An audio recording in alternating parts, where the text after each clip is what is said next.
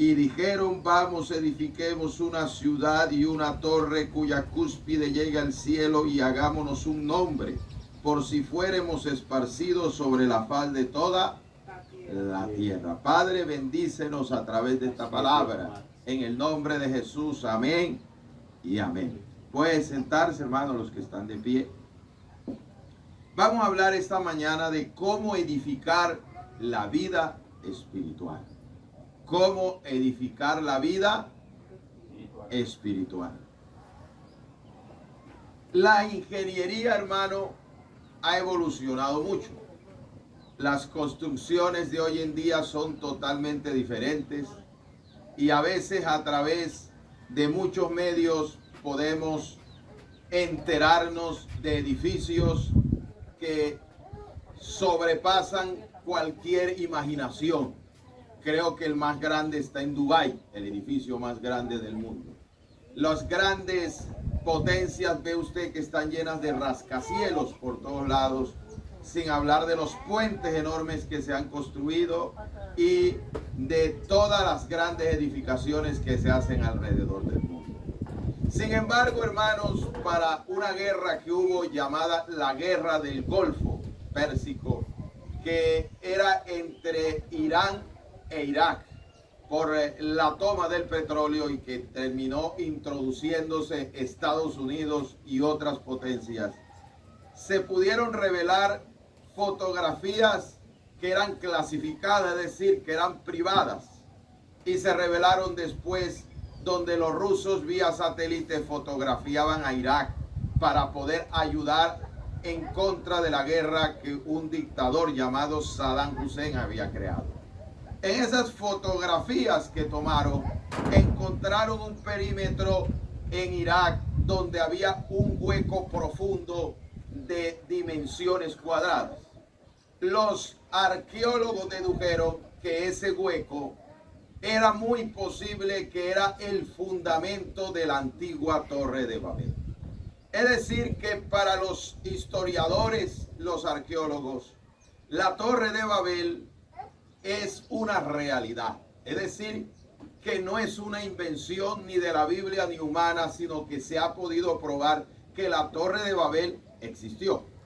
Un historiador del mundo antiguo llamado Heródoto dice que la Torre de Babel pudo haber contenido 22 millones de ladrillos para poder ser construida. El error que encontramos en algunos libros de historia es que la pintan de color redondo, pero los hallazgos que se han encontrado dicen que era cuadrada. Y que ese fundamento existe de acuerdo a las fotografías satelitales que los rusos revelaron para la Guerra del Golfo. La Torre de Babel es una iniciativa humana.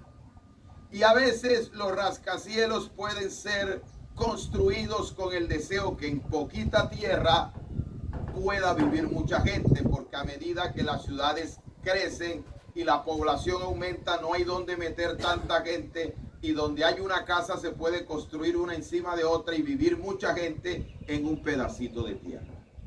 Pero los rascacielos son producto del orgullo humano, es decir, ¿quién tiene el edificio más alto? ¿Quién tiene el edificio más moderno? Y eso no es una idea moderna, eso viene desde los inicios del mundo, que la Torre de Babel quiso ser construida para hacerse un nombre, decir nosotros la hicimos, nosotros la creamos, y es una manera de desafiar a Dios. La Torre de Babel lleva una construcción de forma vertical, es decir, nosotros podemos llegar al cielo.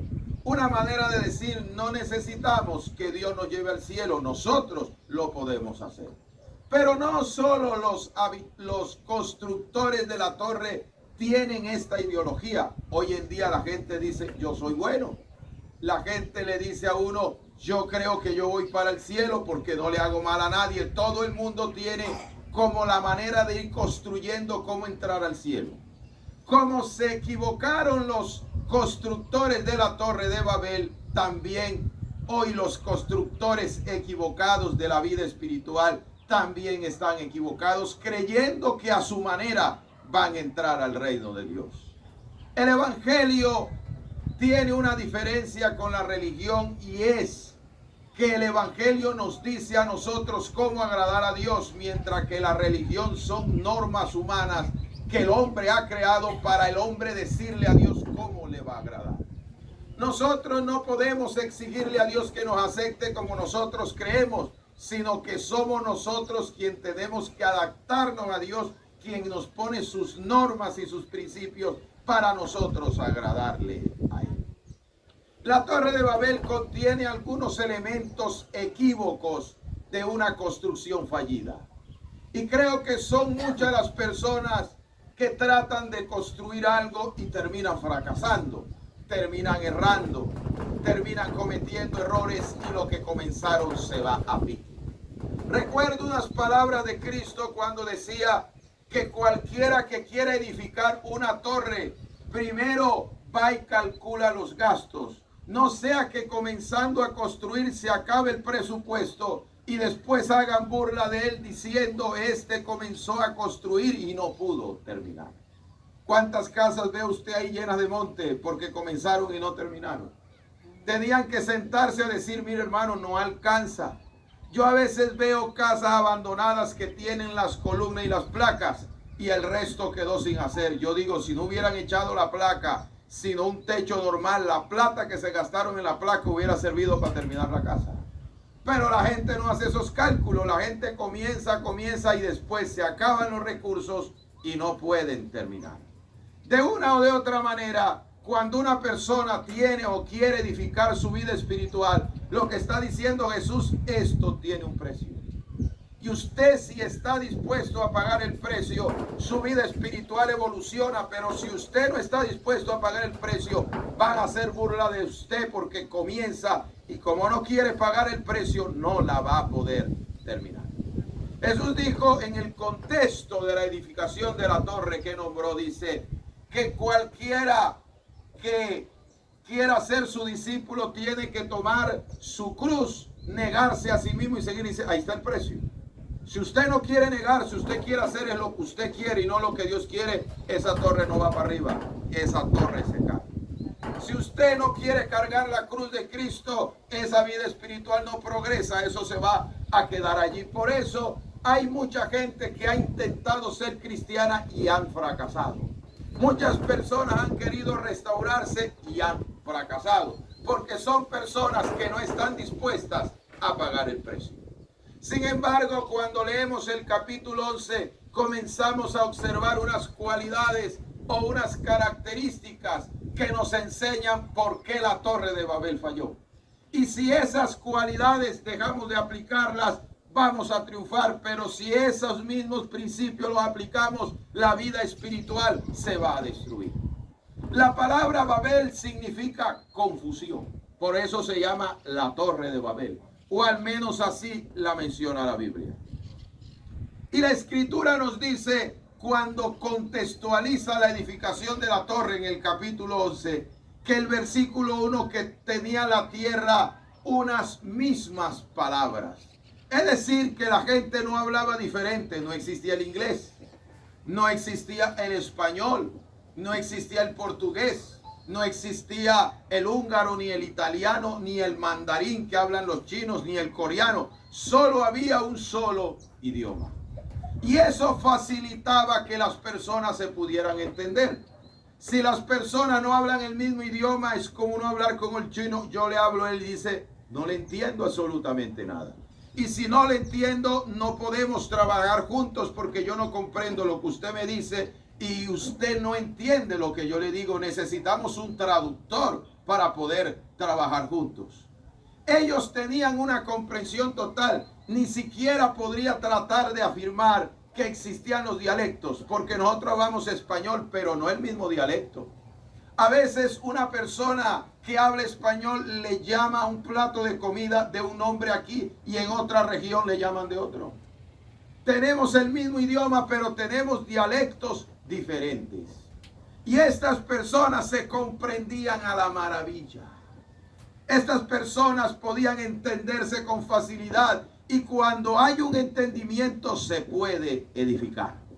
Cuando las personas no se comprenden, o cuando un grupo no se comprende, entonces eso no funciona porque no hay comprensión. Yo no puedo tratar de levantar algo con algo que no me entiendo. Tengo que entenderme con eso para poder construir, para poder formarme, para poder edificar, porque si no entiendo, el mal entendimiento, la incomprensión van a llevar la construcción a la derrota. Yo recuerdo que había un término cuando las tribus de Israel entraron en guerra, no lo recuerdo bien, creo que fue la tribu de Efraín. Entró en guerra y fue vencida. Y cuando, para tratar de aniquilar a la tribu rebelde que se había levantado contra la nación, la forma de identificarlos, porque en el momento de la derrota ellos huyeron, pero no había forma de identificarlos. Para aquellos tiempos no habían cédulas, ni había un DANE que pudiera recuperar las estadísticas de quién vivía en esa zona. No existía eso y no había cómo identificarlos, pero la manera de llevarlos al exterminio estaba en la forma de hablar.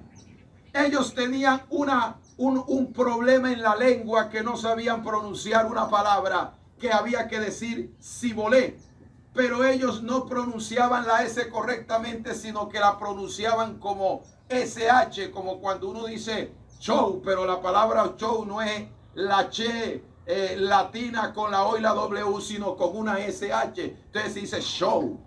Entonces ellos no podían decir sibolé, sino shibolé. Y era la manera de identificarlo. Y decían, este no habla como nosotros. Estos tienen un dialecto diferente. Así que la manera de saber que no es de los nuestros y está camuflado para que no lo exterminemos, es que el término shibolé lo pronuncia equivocadamente, y todo el que quería pasar el vado del Jordán separaba a la tribu de Judá y le decía, dígame Shibolé, y cuando él iba así Chibolé, decía era Shibolé, decía ese de la tribu de Efraín, y ahí terminaba ahorcado o terminaba degollado. Lo exterminaban porque no hablaba el mismo término y sabían que era diferente. Hay personas que uno se puede dar cuenta por lo que hablan. Este no es de Dios, este tiene una doctrina que está equivocada, que está fallida. Este tiene unos términos que me está diciendo que Dios solamente mira lo de adentro y no mira lo de afuera. Uno comienza a decir, este no habla igual que yo. Este parece que no tiene los mismos términos que Dios dice. No está de acuerdo con Dios. Y la Biblia nos dice en el libro del profeta Oseas, andarán dos juntos si no estuvieren de acuerdo. En pocas palabras, usted no puede caminar con una persona que no esté de acuerdo con usted, porque usted va a ir al fracaso. Y yo recuerdo un hombre de Dios que tenía ese problema, que sabía y entendía el lenguaje equivocado de los demás y seguía caminando con ellos. El rey Josafat le gustaba andar con Acá, que Acá fue uno de los reyes más malos que hubo. Y cuando Josafat lo fue a visitar, estaba el rey Acá a punto de invadir Ramón de Galad, fuera de la voluntad de Dios, pero tenía los profetas que a él le convenía. Hay gente que le gusta rodearse de gente que no le dice lo que Dios quiere que le diga, sino de lo que ellos quieren oír. Hay gente que se para en compinche con otro porque el otro lo justifica, el otro le acepta, el otro trata de empañarle las cosas para decir cómo él es y no viene una palabra de corrección. Le gusta eso, no le gusta andar con una persona que le dé una palabra de Dios. Y por eso este hombre se rodeaba de los profetas de Baal, se rodeaba de los profetas de Astarot y decía, puedo descender a Ramón de Galad. Y todos esos profetas chimbos que habían ahí decían, sube que Dios está contigo, sube que Jehová te va a bendecir, sube que Jehová te va a dar la victoria. Y cuando él estaba así, Josafat dijo, estas palabras me parecen raras, me parecen extrañas, esto como que no concuerda con el lenguaje que yo hablo, esto no concuerda con las palabras que Dios me ha enseñado aquí, algo extraño. Y digo, rey Acá, y usted no tiene un profeta de Dios aquí que no sea de Baal, usted no tiene un profeta aquí que no sean de estos que usted les da la comida y les paga, usted no tiene un profeta honesto aquí que suelte una palabra sin que tengan que comprarlo. Y le digo, por ahí hay uno, pero ese solo me profetiza el mal. Ese hombre me dice cosas que yo no estoy de acuerdo con ella. Y siempre salimos de pleito y siempre salimos de problemas. Así que no me gusta. ¿Y cómo se llama ese profeta? Se llama Micaías, pero mándelo a traer a ver qué tiene. Se van los mensajeros a buscar a Micaías y le dicen: Micaías, el rey te manda a buscar, pero no vaya usted a salir a dañar la fiesta, o yo. No vaya usted a salir con esa palabra demasiado extrema suya. Usted dio una palabra que todo el mundo quede contento. ¿Para qué va a complicar la cosa? Entonces Dios, si ustedes quieren que vaya, yo doy lo que Dios me dé. Yo no voy a contentar a la gente, como tampoco voy con mala intención, pero lo que Dios me da lo voy a votar. Traen a Micaías, y Micaías, irónicamente, cuando ve el rey Acadio, suba. Y entonces Micaías entiende la ironía y le dice: bueno, vote, que es lo que va a votar. Yo sé que no es sincero, vote lo que va a votar. Y entonces viene Micaías y le dice: yo vi a Israel esparcido por los montes, van a ir en derrota. Ustedes no van a volver en paz, van a quedar como ovejas sin pastor, esparcidos por todos lados. Y viene acá y se voltea y le dice a Josafat: no te dije, vino a dañar la fiesta. Todo el mundo habla lo que debe hablar, menos este hombre. Y le digo: bueno, me lo meten preso, a comer pan y agua me lo llevan, y cuando yo regrese hablo con él. Y Micaías dijo: si usted regresa en paz, Dios no ha hablado a través de mí. Lo metieron preso, se montó en el burrito. Acá se montó Josafat, los dos reyes, y se fueron a la guerra. Cuando se fueron a la guerra, el lenguaje equivocado de acá, el engañoso, dejó que Josafat se vistiera de rey y él se vistió de soldado y entró en la batalla. Pero el rey de los sirios había dicho: no vayan a derecha ni izquierda ni a soldado, quiero al rey que me lo mate. Y cuando ellos pusieron la mirada en el rey, el grupo se apartó de la guerra y se enfiló contra el rey. Y como era Josafat el que estaba vestido de rey, ellos pensaban que era acá el que estaba allí. Y cuando Josafat los vio encima que lo iban a matar, pegó un grito, y los mensajeros del rey de Siria dijo: este no es el rey acá, y se apartaron de él. El grito lo salvó. Pero cuando estaban en plena guerra, dice que un soldado sirio lanzó una flecha a la aventura: al que le caiga, que le caiga. Y la armadura de acá era sellada, la armadura del rey fuerte, una armadura que podía contener cualquier proyectil del momento. Pero dice que en el coselete aquí se amarra en la armadura entre la espalda y el abdomen. Queda un pequeño espacio, y cuando la flecha cayó, justo le cae en el coselete y se le enterró allí. Y trataron de sacar al rey, pero no podían, porque la batalla se trabó y pelearon hasta la tarde. Y cuando quisieron sacarlo y lavarle la herida, ya estaba muerto.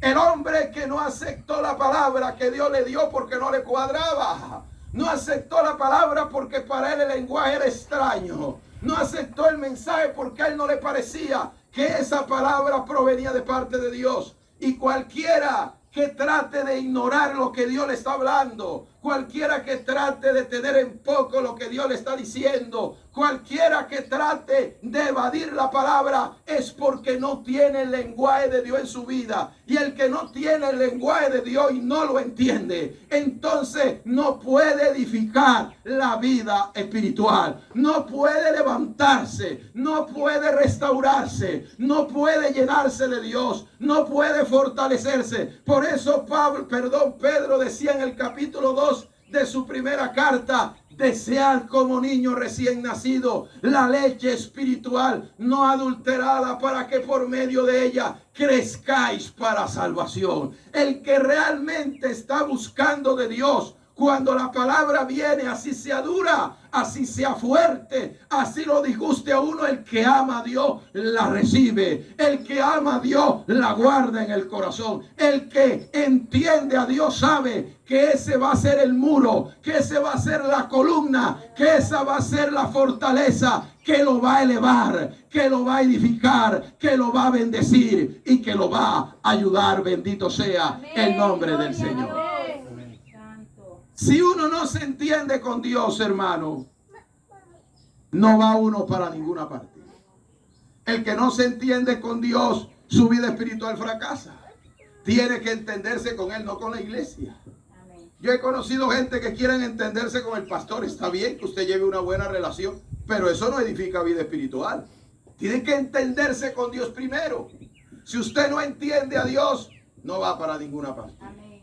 Y estos hombres dijeron, nos entendemos. Usted me habla cosas que yo estoy de acuerdo con ellas. Usted me dice cosas que yo acepto. Estamos en la misma línea. Estamos en el mismo proyecto. Estamos en el mismo deseo. Estamos con las mismas ganas, con el mismo pensamiento, con el mismo anhelo del corazón. Eso es lo que vamos a hacer. ¿Se entendieron? Lo segundo que observamos es que ellos no edificaron en cualquier parte. ¿Sabe dónde edificaron? Encontraron una llanura. La Biblia nos dice eso en el versículo 2. Que aconteció que encontraron una llanura. ¿Qué es una llanura? La palabra llanura viene de llano. ¿Qué es algo llano, hermano? Algo llano es algo que plano, ¿verdad? Cuando uno, más que todo aquí en Colombia, se va al interior del país, como de los Santanderes hacia arriba, cuando uno sale de Aguachica, cuando uno va de aquí hasta Aguachica, todo es planito, la carretera, ¿verdad? Eso es una reglita derecha, plana. Pero cuando ya uno pasa para el interior, sea para Bucaramanga o para Ocaña, ya uno ve el terreno quebradizo subiendo montaña. Ya lo plano desaparece. Y en estas ciudades del interior, que no hay llano, que encuentra uno una casa que uno dice, pero es cómo montaron esa casa en esa montaña, la necesidad del terreno. La gente tiene que aplanar el lugar de la montaña para poder edificar. No se puede edificar sobre una montaña si usted no aplana el sitio. Ellos dijeron, esta llanura no la hicimos, esta llanura es natural. Aquí se puede edificar la torre. La torre iba a aguantar el peso. Los días de hoy, ¿qué hacen los ingenieros? Hagamos un estudio del suelo, ¿verdad? Si el suelo soporta el peso del edificio, si no lo aguanta, entonces tenemos que construir en otro lado. Eso fue lo que hicieron ellos. Vamos a buscar una llanura que en lo plano hay consistencia, en lo plano hay fortaleza, en lo plano hay estabilidad. Ahí se puede construir la torre. La gente cree que puede construir en cualquier lugar y no se puede construir en cualquier lugar. Usted no sabe que los lotes que están desnivelados son más baratos. Porque la gente sabe que al comprar un lote de eso, hay que meterles plata hasta que lo aplane. Si no lo aplana, no le va a poder servir, o al menos ponerle columnas para poder tirar una placa de piso, y eso vale plata. Por eso esos lotes son más baratos. Tenemos que edificar en un lugar seguro. Porque si nosotros no edificamos en un lugar seguro, lo que hacemos se va a desbaratar. El apóstol Pablo comienza a hablar de una problemática que había en la iglesia de Corintio. La iglesia de Corintio había cambiado de terreno y ya no estaba edificando sobre el lugar adecuado, sino sobre un lugar diferente. Cuando Pablo escuchó la noticia de cómo estaba la iglesia, decían, aquí hay un problema, aquí hay divisiones, aquí hay roscas. Aquí hay gente que está con su grupito, otro con un grupito y otro con un grupito. Aquí la gente no está unificada. Aquí hay roscas. Fulano se la lleva bien con este, se la lleva bien con aquel. Fulano es con aquello. La iglesia tenía roscas, círculos que estaban separando y estaban agrietando la iglesia. Y digo, ¿cómo así? ¿Qué es lo que está pasando? Porque aquí uno dice, yo soy de Pablo. Aquí otro dice, yo soy de Cefas, que en arameo significa Pedro. Y ya decía, y otro dice que de Apolo, un gran predicador que hay ahí, que la Biblia dice que era poderoso en las escrituras. Aquí hay una división. Y dijo Pablo, pero están en un grave problema, porque yo no he salvado a nadie, ni puedo salvar a nadie. Y digo, ni aún he bautizado a nadie, para que alguno allá diga que se ha bautizado en el nombre de Pablo. Y Pablo comienza a decir, esto es una gran equivocación, porque usted está edificando sobre un fundamento humano. Y si usted edifica sobre un fundamento humano, su vida espiritual va a caer. Por eso, cuando un líder comete un error, ¿cuánto descarriado no hay? Cuando un pastor cae de la gracia de Dios, ¿cuánto descarriado no hay? Porque tenía la mirada puesta ahí. El que tiene un buen fundamento, eso no lo quiebra. El que tiene un buen fundamento, eso no lo va a partir. El que tiene buen fundamento, la prueba no lo va a sacar de los caminos de Dios. El que está bien fundamentado, la tierra tiembla y se sacude y se estremece y la persona continúa allí. Es decir, que del fundamento depende la estabilidad de la persona. Y Jesús dijo, si cualquiera edifica, cualquiera construye sobre la arena, cuando vengan los vientos, las lluvias y los ríos y golpeen la casa, se va a caer. Pero si alguno edifica sobre la roca, ¿qué es lo que hacen los ingenieros? Cavar, cavar, y hasta que no encuentren piedra sólida no edifica. Así toca en el Evangelio. Aquí toca excavar. Y si toca seguir cavando, seguiremos cavando. Y si toca seguir ahondando, seguiremos ahondando hasta que encontremos la roca sólida, que es Jesús. Si no edificamos sobre la roca, la obra se acaba. Si no edificamos sobre la roca, la vida espiritual se destruye. No ponga la mirada sobre un hombre, siempre ponga la mirada en Jesucristo. Los hombres se equivocan, pero Dios nunca se equivoca. Y cuando alguien está edificando sobre la roca, vendrán vientos, vendrán lluvias, vendrán ríos, que son elementos de la naturaleza que humanamente no los podemos contener, no podemos enfrentarlos. Pero si estamos sobre la roca, hay un Dios poderoso y sobrenatural que sí puede darnos estabilidad, sí puede darnos vigor, sí puede sostenernos, sí puede socorrernos, sí puede ayudarnos en medio de la prueba, de la lucha y de la aflicción. Dios nos puede dar lo que necesitamos,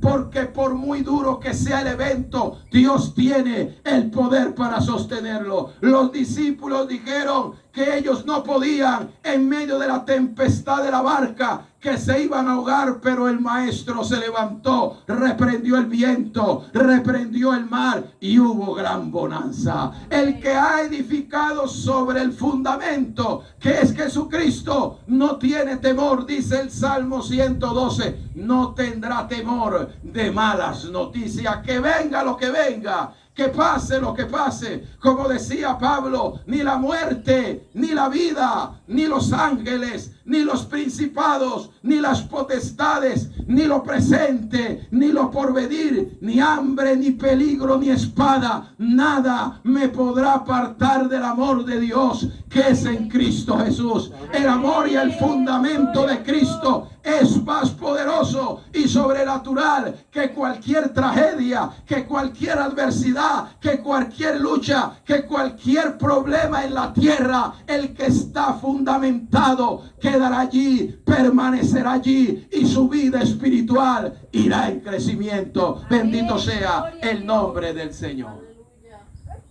Tiene que mirar a ver dónde edifica. Pablo decía, no existe otro fundamento para la vida espiritual. No existe. La opinión personal, eso no vale nada. El que es sabio en su propia opinión, eso no sirve de nada. El que tiene conceptos personales, eso no sirve de nada. Tiene que edificar sobre el fundamento, y no hay otro fundamento sino Jesucristo. Amén. Y da una advertencia: cualquiera que edifique sobre este fundamento que está echado, sea oro, sea plata, sea hierro, sea hojarasca, sea madera, la obra de cada cual será probada. Y será probada por fuego. Y si la obra de uno se destruye, este será salvo. Y uno dice, pero ¿cómo va a ser salvo si la obra se le destruyó? Lo que está diciendo es que hay vidas espirituales mejores que otras. El oro es mejor que la madera, pero edificar en oro vale más. Por eso, cuando la gente está buscando lo más baratico para construir, yo digo, ya va a caer. Está buscando la cerámica más barata. Está buscando el ladrillo más barato. Está buscando el cemento más barato. Y lo más barato tiene menor calidad. Tener una vida espiritual de buena calidad cuesta. Amén. Eso cuesta.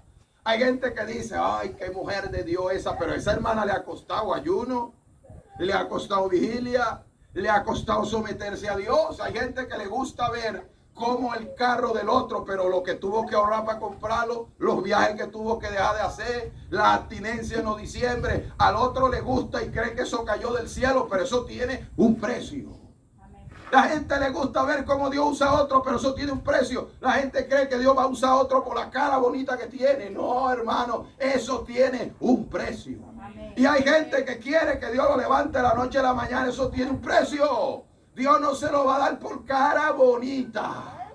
Y por eso observamos que Pablo dice, si es de madera Dios te prueba, si es de oro Dios te prueba, si es de hierro Dios te prueba, si es de hojarasca Dios te prueba, y si la casa se te cae, pero tienes el fundamento.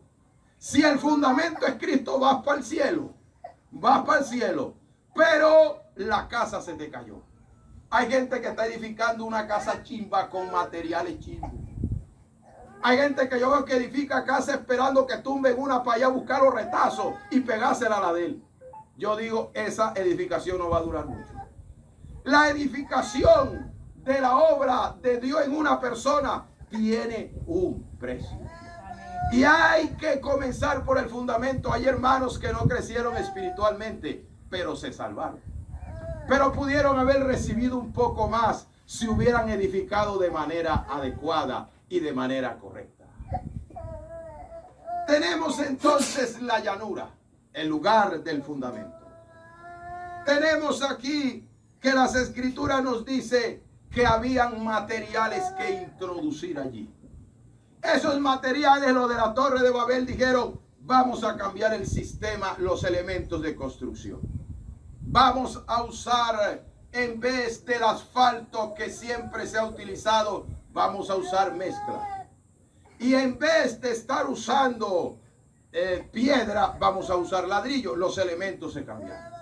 Usted no sabe que los elementos de construcción viven constantemente en cambios. Yo recuerdo que para echar una placa, eso era una cantidad de ladrillo que había que echar. Hoy en día se echa una lámina. Y esa lámina se le echa un poquito de cemento y queda más liviana. Y después hay gente que edifica es con cada y copor, le echa una capita de concreto y después le saca las cajas de copor y queda más liviana. Va la tecnología avanzando, pero uno observa que el material es más débil. Una lavadora, cuando la entregaban antes, que usted compraba una lavadora hace 20, 30 años, esa lavadora se moría usted y seguía andando. Pero ahora hay lavadoras automáticas que usted echa la ropa y se va. Lo único que falta es que la cuelgue y la planche, pero todo se lo hace. Le bota el jabón, le bota el agua, se la cambia, le mete el jabón otra vez, se la seca adentro, no hay que hacer nada. Pero ese piazo de chocoro no dura mucho. Hay que estarle cambiando repuestos de daño, hay que estar buscando al que la arregla, al técnico de cada rato. Las cosas van perdiendo calidad. Aquí vemos que una roca dura más que un ladrillo. Claro, un ladrillo se lo come el tiempo mucho más rápido que una roca. El asfalto es un material totalmente diferente a la mezcla, porque el asfalto es natural, lo produce la naturaleza. La mezcla es un componente que creó el hombre de varios materiales naturales que revolvió y de ahí salió la mezcla. Entonces, unos elementos son diseñados por Dios. ¿Quién creó las rocas? Las piedras. Es un diseño natural, Dios. Pero el ladrillo no lo creó Dios. El ladrillo es la extracción de la tierra, de la arcilla, meterla en un molde y meterla a un horno y darle candela y de ahí sale el ladrillo. Es una invención humana, no divina. Hay personas que les gusta construir con elementos humanos, pero hay personas que les gusta construir con elementos espirituales. Si usted comienza a construir con cosas que no son de Dios, eso no tiene esperanza, eso va para abajo. Eso se va a caer. El que construye con lo de Dios tiene futuro en lo espiritual. El que no construye con lo de Dios va a la derrota. Se viene a mi mente una torre que no cayó. Una torre que se llamaba la Torre de David. Y la Torre de David es mencionada en el Cantar de los Cantares, cuando el amado está halagando a la amada. Y hace referencia a la torre para describir el cuello de la amada. De manera alegórica, la amada es una representación de la iglesia y Salomón es una representación en cuanto a rey y emperador, a Jesucristo, solo en esa área porque él tenía defectos.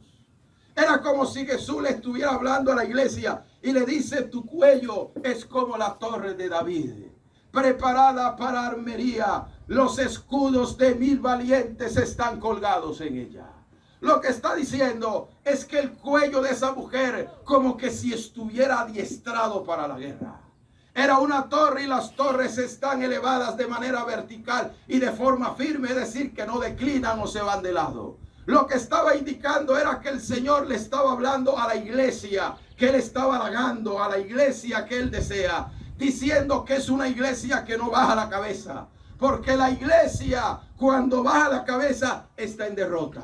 La iglesia cuando baja la cabeza se duerme. La iglesia cuando baja la cabeza entra es tímida ante el mundo. Y Él le dice, el cuello que yo le estoy proviendo y estoy describiendo de la verdadera iglesia es una iglesia que siempre está alineada y está con el cuello erguido, que no se dobla ante la circunstancia y que fue hecha para pelear, fue hecha para enfrentar los problemas, fue hecha para enfrentar las circunstancias, fue hecha para enfrentar los asedios. Estaba hablando que el que está construyendo con los materiales de Dios está listo para pelear, está listo para enfrentar. Y se viene a mí la palabra que Dios le da al profeta Joel cuando le dice que se preparen para la guerra. Que diga el débil, fuerte soy. Que diga que tomen los arados y hagan espada de ella, porque hay momentos que hay que pelear espiritualmente para que el enemigo no haga daño, para que el enemigo no destruya. Y el que tenga elemento debilucho, el cuello termina roto y termina quebrado. El cuello termina completamente destruido. La iglesia verdadera es una iglesia que va a la victoria. Es una iglesia que tiene el respaldo de Dios. Es una iglesia que no se echa para atrás. Los valientes de David colgaban sus escudos dentro de ella y nunca salían derrotados. A donde iba David, Dios siempre lo bendecía, lo ayudaba y le daba la victoria. Alabado sea el nombre del Señor. El asfalto, hermano, pega. La mezcla también pegaba, pero no es igual. La mezcla es lo que me une o lo que está uniendo los materiales. Para eso es la mezcla. Podemos ver esta construcción. ¿Qué une a un ladrillo con otro, hermano? El cemento, ¿verdad? La mezcla que está hecha. Lo suele ocurrir prácticamente con las cosas de Dios. Yo no voy a decir que a todo el mundo es para que le pasa lo mismo, pero yo digo, hay gente que no se le pega nada de Dios. Hay gente que se le pega es todo lo malo. Hay gente que usted le da un versículo y no se le queda, pero el chisme sí se le queda. Hay gente que usted le va a hablar de la moda y se le queda, y le va a hablar de algo de Dios y se le olvida. ¿Cómo es tan fácil absorber una novela que se quede pegada y de por vida? ¿Cómo es fácil guardar el recuerdo de un novio de hace 30 años atrás que ya tiene nieto y todavía se acuerda y suspira por él? ¿Cómo es dolerse olvidar de la niñez cuando jugaba en los parques? Eso no se le olvida. Pero las cosas de Dios, para que se le pegue, cuán difícil es. ¿Qué problema? ¿Qué dificultad? ¿Qué cosa tan terrible puede haber cuando alguien está desapercibido? Pero el que está construyendo con asfalto, lo de Dios se le va pegando, se le va pegando, se le va pegando. Eso es lo que significa la unción. ¿Sabe qué es la unción? La unción se traduce pegamento o pegar. Cuando una persona Dios la unge, es que Dios se pegó en ella. Quiere decir que ya Dios no puede salir de ahí. Está pegado a la persona. Y cuando Dios está dentro de la persona, las circunstancias no lo achicopalan. La circunstancia hace más bien que Dios reaccione cuando está dentro de la persona. Imagínense que cuando ungieron a David, el pastorcito que había llegado a darle de comer a sus hermanos, cuando llegó y vio a Goliat que salía, se ofendió y dijo: ¿quién es este hombre que desafía a los ejércitos del Dios viviente? Y todavía va este chiquitico que es secreto, es pura bulla. Si aquí nadie se atreve, los expertos en la guerra, nadie se atreve, y viene este chiquitico aquí a hablar, ¿por qué no va y pone el cuero? Y David dijo: es que yo voy a pelear. ¿Y usted qué lo incentiva? ¿Qué lo motiva? ¿Qué le tiene ese deseo de ir a hacer una locura de esa? Porque ya Dios estaba dentro de él. Amén. Y la gente cuando tiene a Dios dentro de ellos no se quedan quietos. Amén. Hay gente que dice que no hace nada. No, pero yo oro en mi casa. Yo estoy orando aquí. Es que yo oro en privado. Eso es pura mentira. Es un engaño. Yo oro en mi cama, que nadie me vea. Eso es una mentira. El que está lleno de Dios ora donde sea. Le dan ganas de orar en el camino. Le dan ganas de orar en el bus. Le dan ganas de orar donde está sentado. El que está pegado de Dios, el que está pegado del Espíritu, tiene ganas de hacer algo para Dios. Y David dijo, yo no me quedo quieto. Así sea una locura, porque estaba dentro de él. Y digo, yo voy a pelear con ese gigante. Pero usted no tiene alma, usted no tiene nada, pero tenía algo mucho más grande. Tenía la bomba atómica más grande del universo, que es la presencia de Dios. Y cuando fue a enfrentarse con Goliat, ¿qué pasó? Que no se enfrentó con un pastor, se enfrentó con el Todopoderoso. Una piedra no puede atravesar un casco de bronce, pero la de David la atravesó porque estaba Dios dentro de él. Y cuando Dios está pegado a una persona, lo más sencillo atraviesa lo más poderoso, lo más sencillo atraviesa lo más sobrenatural. Los gigantes se caen, los gigantes se derrotan. No hay que estarle recordando las promesas, no hay que estarle diciendo que ore, no hay que estarle diciendo que venga a culto, no hay que estarle diciendo que ayune, no hay que estarle diciendo que lea la palabra. Lo de Dios está pegado, funciona solo porque está Dios dentro de su vida. Bendita sea la gloria de Dios. Aleluya. El asfalto pega de forma más sólida, pega de manera más efectiva que la mezcla.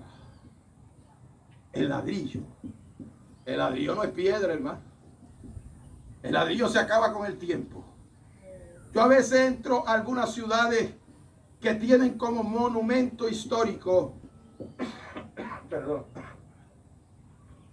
tienen como monumento histórico algunas edificaciones, más que todo algunas iglesias católicas de 500 años, 700 años. Y dicen, esta iglesia católica la edificaron los españoles cuando vinieron aquí. Y usted la ve paradita. Y usted la ve que no se está desgranizando ni que bota polvillo. ¿Y qué pasa? Cuando usted le va a ver las paredes, piedra es lo que tiene. ¿Están edificadas con qué? Con piedras. La piedra es mucho más duradera que el ladrillo.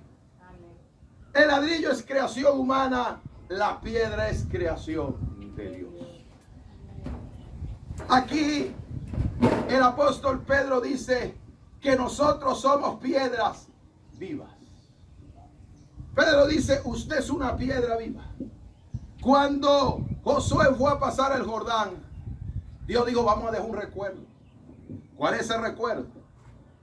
Va a agarrar cuando el Jordán se seque una piedra por cada tribu. Y vas a hacer un montón de piedras. Y cuando las generaciones que no vieron que Jehová partió el Jordán pregunten qué significa ese montón de piedras, van a decirles el recuerdo que Dios partió el Jordán, para que no se les olvide lo que yo he hecho. Las personas que no tienen a Dios hay que estarles recordando las cosas. Las personas que tienen fuga de Dios en su vida, se le olvida rápido de Dios, hay que estarlo recordando. Los que no vieron, decir, los que participaron de mi presencia, eso sí no se les olvida. Los que estuvieron en la gloria de Dios, no hay que recordarles para las generaciones que vienen, para las generaciones que no han visto, para las generaciones que no estuvieron allí. Aquí van a colocar ese montón de piedras. Por eso se dice que al secarse el Jordán, sacaron las piedras del fondo del río. Al Jordán le dicen la serpiente tortuosa, porque va en forma de curva. Cuando baja de los altos del Golán en Siria y pasa por Israel, va en forma de curva, y cuando se crece hace un desastre. Y los judíos dicen, le decimos la serpiente tortuosa porque tiene el mover de una serpiente, y cuando se desborda hace un desastre. Y que este río ha hecho tanto daño y Jehová lo partió, en pocas palabras, era una forma simbólica de derrotar al diablo. Y decir, usted estaba en el fondo del río porque cada piedra representa una tribu.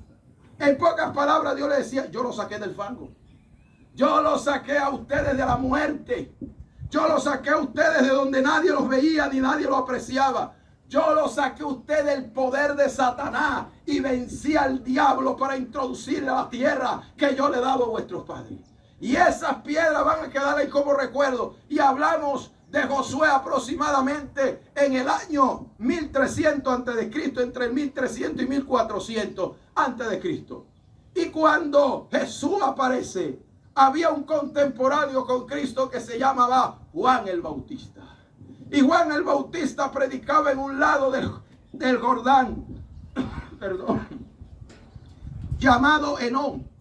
Y mientras él predicaba, dio una expresión que dijo: Dios puede levantar hijos a Abraham aún de estas piedras. ¿A qué piedras se estaba refiriendo? Algunos consideran que hablaba de las piedras del Jordán. Pero dice que el montón de piedras que levantó Josué todavía estaba allí. Y era cercano a los lugares donde predicaba Juan el Bautista. Lo que estaba tratando de decir es: ¿sabe de dónde Dios levanta hijos de Dios? ¿Sabe de dónde levanta gente Dios de fe?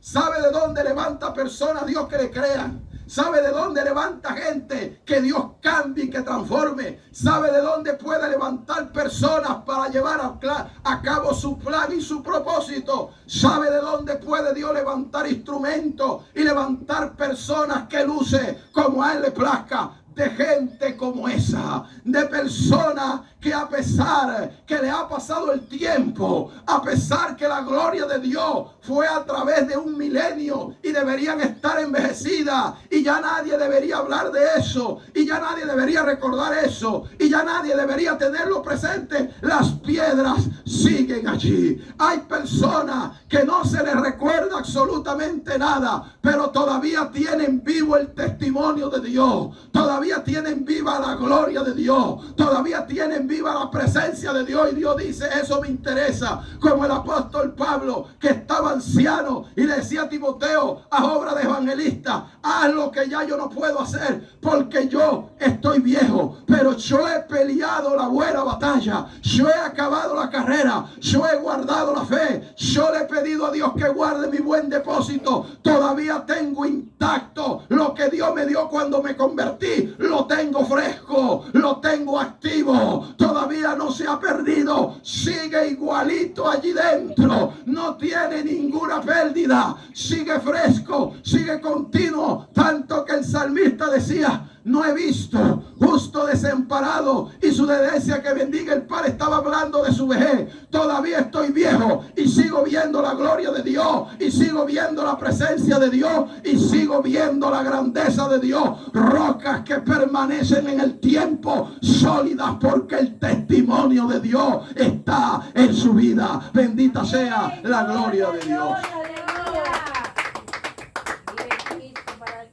Cuando Salomón fue a edificar el templo, hermano, dice que no se permitía sonido de martillo ni de serrucho en el templo.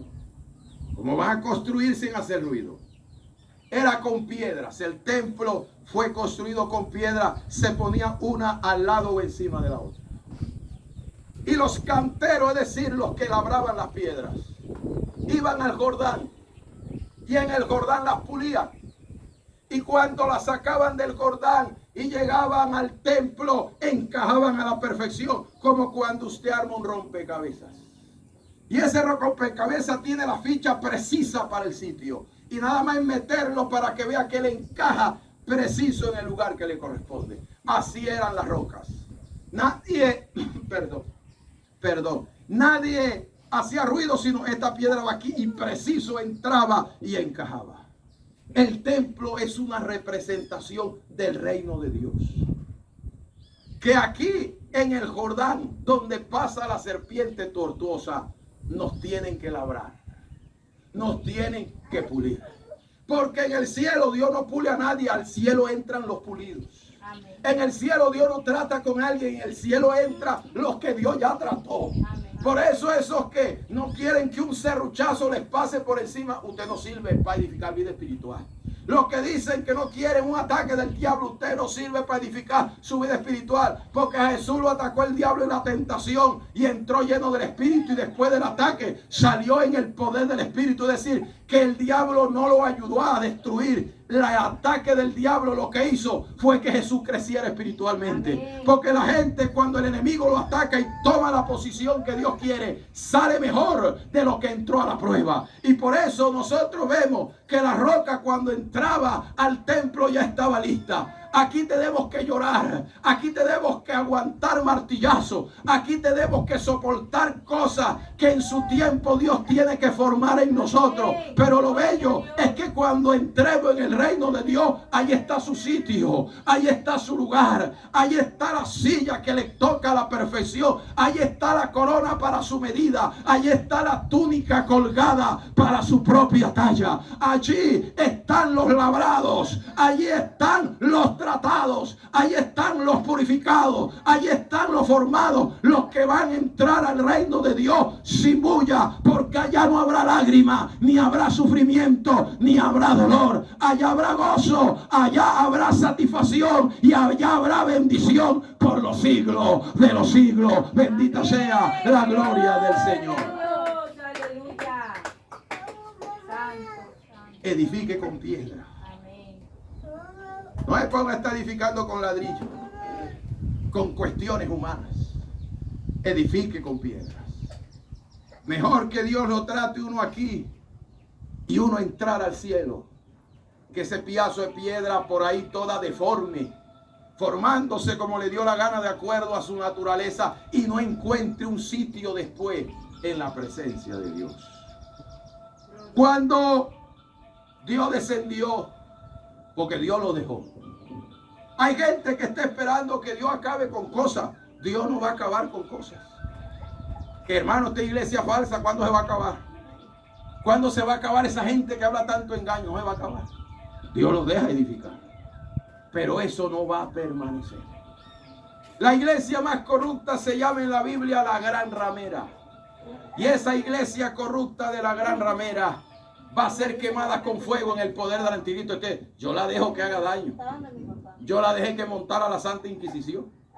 Yo la he dejado que se enriquezca y que tengan que tengan 3 de las 7 maravillas del mundo: la Capilla Sistina, el glóbulo de San Pedro, que tengan el obelisco en la Catedral de San Pedro. Yo los dejo, pero yo voy a acabar con eso.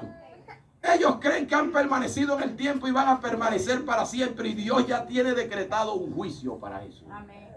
De ahí entonces que Dios dijo: dejemos que sigan pegando, dejemos que sigan levantando, déjelo que siga viendo novelitas y déjelo que siga viendo pornografía y se va a cantar coro y todo lo tiene bien tapado. Yo voy a descender un día de estos. Déjelo por ahí que tenga doble vida, yo desciendo un día de estos. Déjelo por ahí como el fariseo orando hipócritamente, para que vea que cuando yo descienda eso se desbarata. No se preocupe que el falso sale.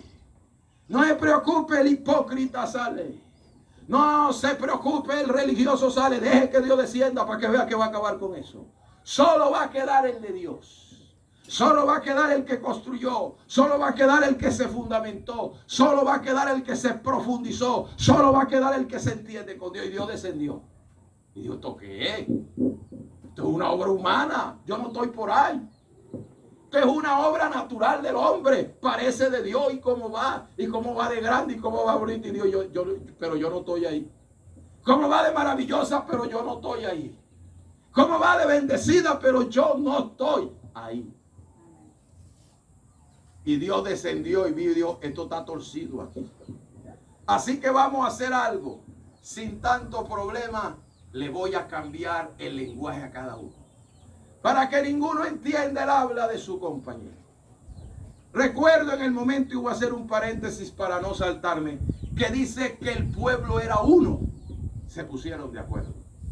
Esto debería estar en nosotros, pero a veces está en el mundo y en Satanás. ¿Sabe por qué el reino de Satanás se ha mantenido? Porque Jesús dijo que si ese reino estuviera dividido, no permanecería. Es decir, que en el satanismo, en el ejército del diablo, hay unidad, ahí están de acuerdo. Pero para ponerse uno de acuerdo con la obra de Dios es un problema. Para que todo el mundo trabaje en el mismo sentido es un problema. Para sacar los ingenieros de la obra de Dios es un problema, porque en la obra de Dios todo el mundo quiere mandar. En la obra de Dios todo el mundo quiere decir qué hacer. En la obra de Dios todo el mundo quiere criticar lo que otro hace. ¿Por qué no va y lo haces tú? ¿Por qué de tanto hablar entonces el que lo hace mal? Hazlo tú, que tú dices que tú lo haces bien. Vamos a ver cómo lo haces. Pero todo el mundo vive en una rosca desunido, simplemente criticando los dos, los tres que hacen. Los critican los que no hacen nada. Yo me he dado cuenta que los que no hacen nada son los que más critican que los que realmente están haciendo.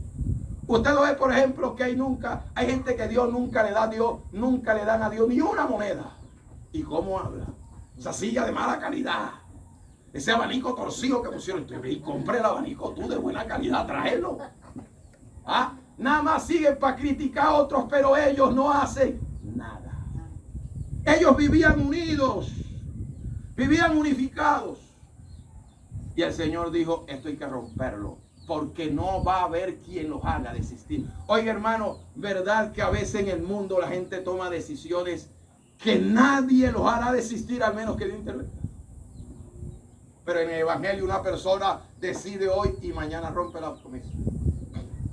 Señor, yo voy a hacer 3 días de ayuno, y el otro día, Señor, vamos a posponerlo porque me salió un viaje. Vamos a posponerlo porque me huele a patica de cerdo y yo no aguanto ese olor. Señor, vamos a cambiar esto, vamos a cambiar lo otro. La gente en el mundo toma decisiones y uno ve cómo se mantiene. Yo veo gente que le dice, mire, usted va a morir si sigue bebiendo, usted tiene diabetes, no puede beber más. Y sabe que dicen, entonces voy a morir sabroso porque voy a morir bebiendo, y mueren bebiendo. Hay decisiones que la gente toma para su destrucción y las tomen firme, pero en la obra de Dios a veces, o en la vida espiritual, no se toman de esa manera. Y viene el Señor y dice, confundamos.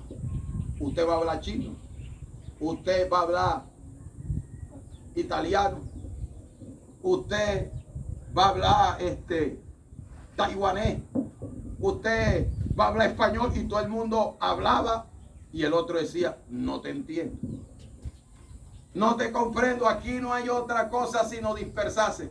Los que hablan español para allá, los que hablan portugués agarren para allá, los que hablen ruso para allá, los que hablen italiano. Comenzó todo el mundo a regarse. Según los historiadores, en la Torre de Babel Dios solamente dio 3 idiomas. El español es nuevo. Se le conoce a nuestro idioma que no es español. Nosotros el español lo golpeamos. Los españoles dicen la Z, nosotros Z. Lo golpeamos el español. Entonces el idioma nuestro se llama castellano y se conoce como lengua ultramoderna porque es una lengua que nació hace poco. Quiere decir que el español no nació en la Torre de Babel. Hay idiomas que no nacieron. Se cree que el caldeo o babilónico y el sirio, el otro no me acuerdo, fueron 3, y de esos 3 ha salido el resto. El idioma hebreo salió del cananeo y el idioma griego salió del cananeo. Y se cree que el cananeo posiblemente salió del goto, que era el idioma que aprendió José cuando llegó a Egipto. Quiere decir que Dios no creó todos los idiomas, creó la base, y el hombre al irlos modificando se han formado todos los idiomas que nosotros hoy en día conocemos. Sin embargo, la obra de Babel, con toda la inversión, con toda la unidad y con todo el material, hoy está en el olvido. Se habla de su nombre, pero la construcción está totalmente arruinada, destruida y desaparecida. Puede ser que nuestra vida no tenga el futuro de la Torre de Babel. Puede ser que nuestra vida espiritual no quede mañana en el olvido. Puede ser que nuestros ladrillos no se vayan a deteriorar, sino que comencemos a construir con piedra. Puede ser que tengamos asfalto para que lo de Dios se nos pegue. Puede ser que hablemos el mismo idioma y comenzamos a entendernos con Dios. Puede ser que buscamos la llanura de Cristo para fundamentar la vida y no en la de un hombre, de un concilio o de una iglesia. Comience a edificar su vida espiritual para que vea que va a crecer, va a madurar, y el gran beneficiado es usted. Termino con la frase de Salomón: el que es sabio, para él lo será. ¿Quién se beneficia con la sabiduría? Gente, sí, pero el mayor beneficiado es él. Amén. Cuando alguien crece espiritual es una bendición para los demás, pero la bendición grande reposa sobre él, no sobre los demás. Amén. usted va a ser el más bendecido. Bueno, hermano, vamos a orar para irnos para nuestros hogares, ¿no? Me imagino que usted esta tarde pues va a tener un lugar por ahí de reposo. Esperemos que el sistema eléctrico no demore en venir, la luz no demore tanto en venir. Oramos, hermano, y le damos gracias al Señor. Padre, te damos gracias en esta hermosa mañana que nos has permitido compartir tu palabra. Pedimos, Señor, que nos ayudes, porque tu palabra dice que sin ti nada podemos hacer. Ayúdanos a crecer como el pámpano, que si se desprende de la vid, no da fruto. Ayúdanos a ser como la vara de Aarón, que no creció con la vida natural pegada a un árbol, pero cuando fue arrancada, dio almendras y dio flores. Dio más fruto que en la vida natural que tenía. La vida espiritual, Señor, es más poderosa y efectiva que la vida natural. Ayúdanos a vivir dentro de ella, a tener asfalto, a tener piedra, a tener llanura y a entendernos contigo. Ahora que vamos a salir, guárdanos, llévanos con bien, con el hueco de tu mano y con la niña de tus ojos. En el nombre de Jesús, amén y amén.